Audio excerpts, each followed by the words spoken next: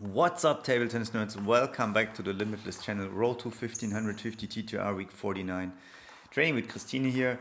I picked her because she has very good pushes, solid pushes with a lot of spin, and just can train my weakness opening against backspin very well with her. And here we warm up. Just some top spins, and I'm working on my forehand for such a long time now. Here you can see one of the problems I have. I think I'm too close to the ball. As you can see, I have to lean my body back to hit it well. This one a bit better. I hit it more in front of my body, which is what I'm going for now. This one too, especially in the second one. That wasn't against backspin. Yeah.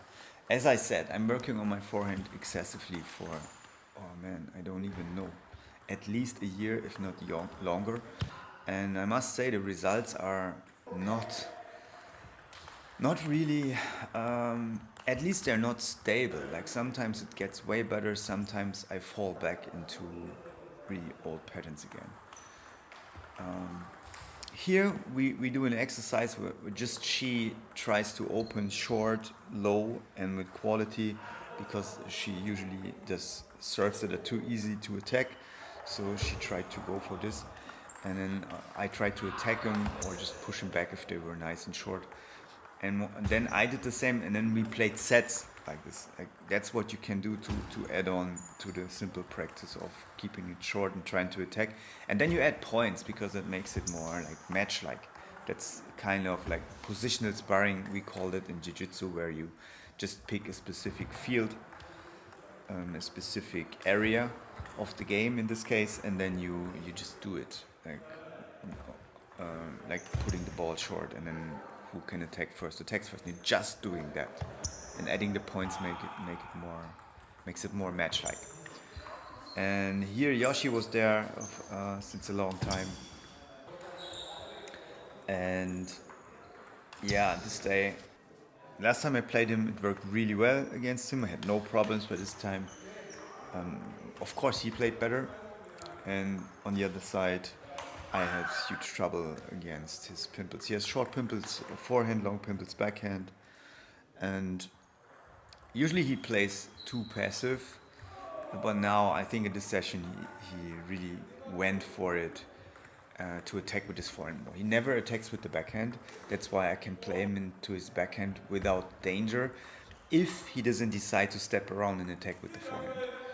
And I should even move better here. I remember we played a best of 5, and he won the first one. We played another one, best of 5. I won the second one, and then I said, okay, let's go for the decider, best of 3. I had a very bad mindset in the first one, coming to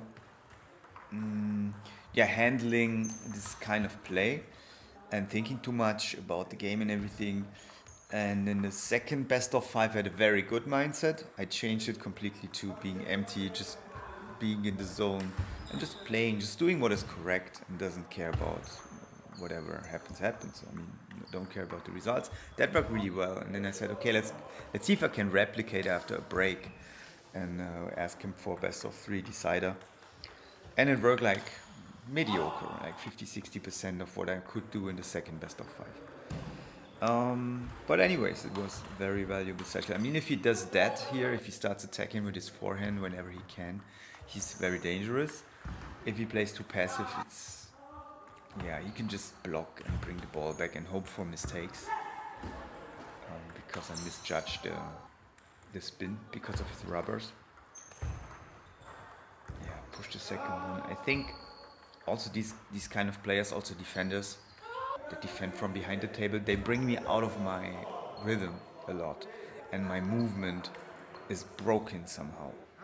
So against them, I really need to make sure that I move much, and I still keep moving, being on my toes, and move a lot. He misses. We go for the third set.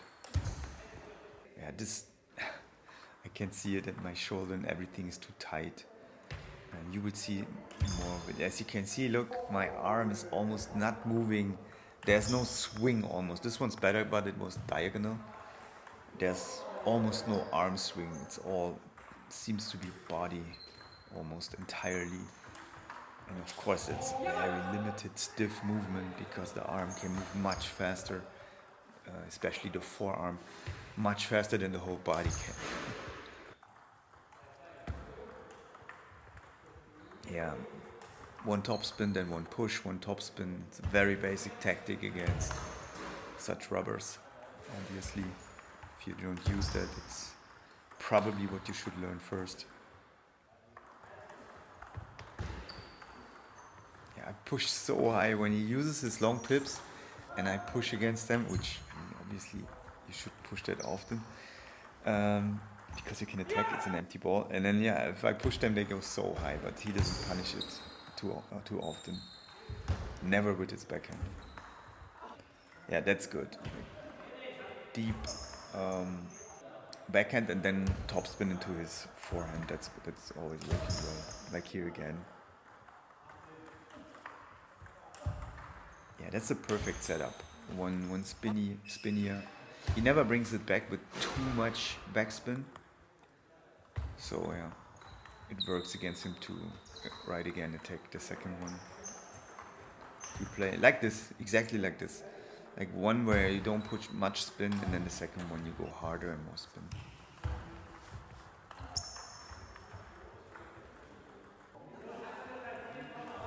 Yeah, also his serves, I can attack them even harder, I guess, because they're not that dangerous.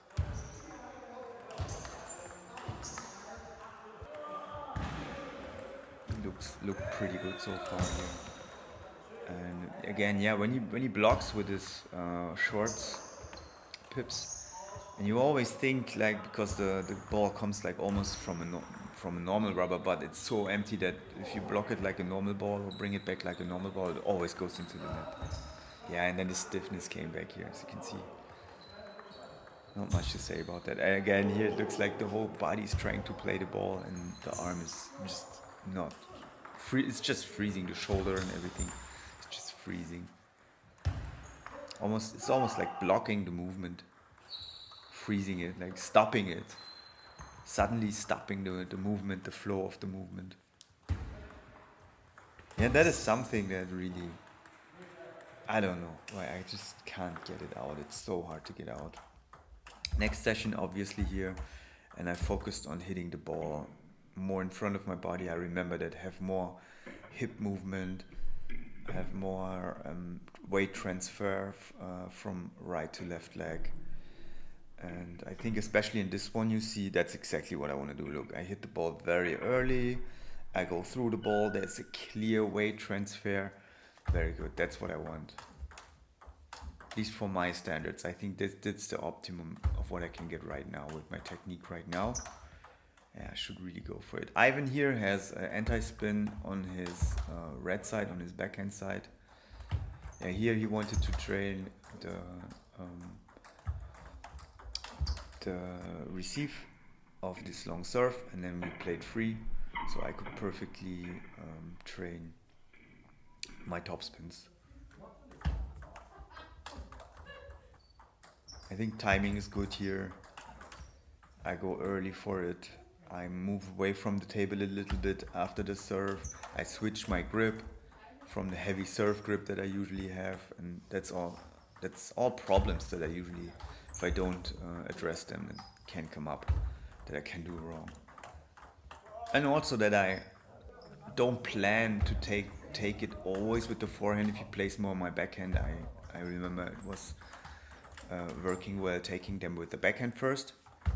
And yeah, speaking about backhand, I thought about, like, I work for so long now on my biggest weakness, my forehand topspin, especially against a nice block, especially against backspin. And it's sometimes it peaks and it feels really good, and I think now I got it. Now it's much better. It's stable, nice, finally. And then I fall back into like really bad movement, and yeah, that's kind of frustrating because I work on it for so long now, so hard. And I thought about, hey, my backhand, which actually I'm talented for and it comes really natural to me. Now we play sets here, by the way. that's a byproduct. It's just, I never work specifically, or really not much. Maybe it's 95% forehand specific training and 5% backhand. And I said, like, hey, let's turn this around. Why not? And it's also frustrating too, and it gets boring, and you kind of get stuck sometimes if you work on the same thing for too long. So I thought, like, okay, let's give the forehand a break. I mean, maybe I also need that, to develop it, to really not think about it that much anymore, and take some weeks, some maybe months even, where I say, okay, now it's backhand time. Now I just work with what I'm already talented for, what comes natural to me, and maybe see what happens. I mean, if I can make my backhand like 10-20% better only, that can be a huge game changer. So let's see. That's why I already started this. Over the last 1 or 2 sessions, I played more backhand exercises than before, and I think I will change it even more, so that I really that my forehand will be a byproduct for a few weeks or even months. I will see how it goes. All right, guys. So thanks for watching. Make sure you subscribe to the channel, and see you in the next video.